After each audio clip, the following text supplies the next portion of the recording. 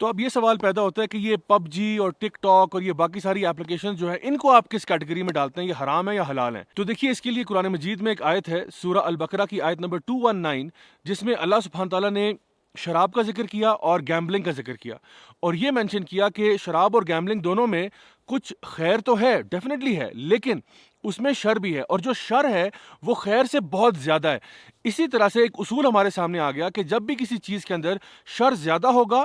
اور خیر کم ہوگی تو اس کو بھی علماء عام طور پہ یا تو مکروہ یا حرام کہہ دیتے ہیں۔ مثلا اگر آپ یوٹیوب کی بات کریں تو یوٹیوب کے اندر بے شمار اچھا کانٹینٹ ہے، برا کانٹینٹ بھی ہوگا لیکن خیر اس میں بہرحال زیادہ ہے، کیونکہ اس میں آپ کو ڈفرینٹ قسم کے ٹیوٹوریلز بھی مل جائیں گے، اسلامک ویڈیوز بھی مل جائیں گے، بہت ساری پروڈکٹیوٹی سے ریلیٹڈ آپ کو اس کے اندر ویڈیوز ملیں گے جس سے آپ اپنے آپ کو دنیا کو یا اپنی آخرت کو سنوار سکتے ہیں۔ لیکن ٹک ٹاک جیسی ایپ جو ہے اس کے اندر بے شمار کانٹینٹ جو ہے، آپ لوگ مجھ سے بہتر جانتے ہیں کہ وہ بہت سارا کانٹینٹ ایسا ہے جو کہ بہت فحاشی کو پھیلا رہا ہے، اور ہمارے لیے کسی اعتبار سے بھی وہ پازیٹیو کانٹینٹ اس کو نہیں کہا جا سکتا۔ ایٹ دا ویری لیسٹ اس کو ٹائم ویسٹنگ کی کیٹیگری میں ڈالا جائے گا۔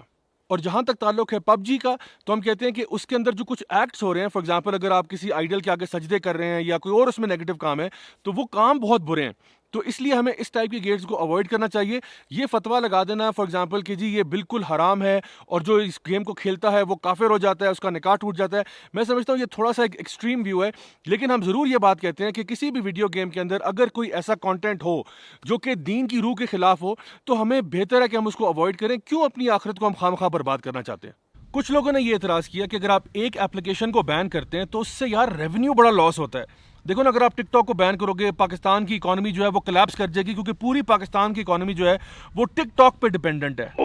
تو کیا یہی لاجک صحابہ استعمال نہیں کر سکتے تھے کہ جی شراب کو آپ بین کریں گے تو اکانومی میں لاس ہوگا؟ یا آج کوئی شخص یہ کہے کہ جی ہم ڈرگز کو کیوں بین کرتے ہیں، ڈرگز کو آپ فروغ دیں، ڈرگز کو آپ معاشرے میں پھیلائیں، کیونکہ دیکھو نا اکانومی بوم کرے گی، ہیروئن بیچیں، کوکین بیچیں، ہر طرح کا نشہ بیچیں، اس سے اکانومی آپ کی کہاں سے کہاں پہنچ جائے گی۔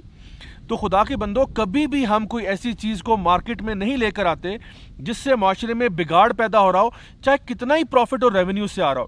گیمبلنگ سے بھی ریونیو آتا ہے، الکوہول سے بھی ریونیو آتا ہے، پروسٹیٹیوشن سے بھی ریونیو آتا ہے، لیکن تینوں چیزیں سختی سے حرام ہے اسلام کے اندر۔ کیوں؟ کیونکہ ان کا جو شر ہے وہ خیر سے بہت زیادہ ہے۔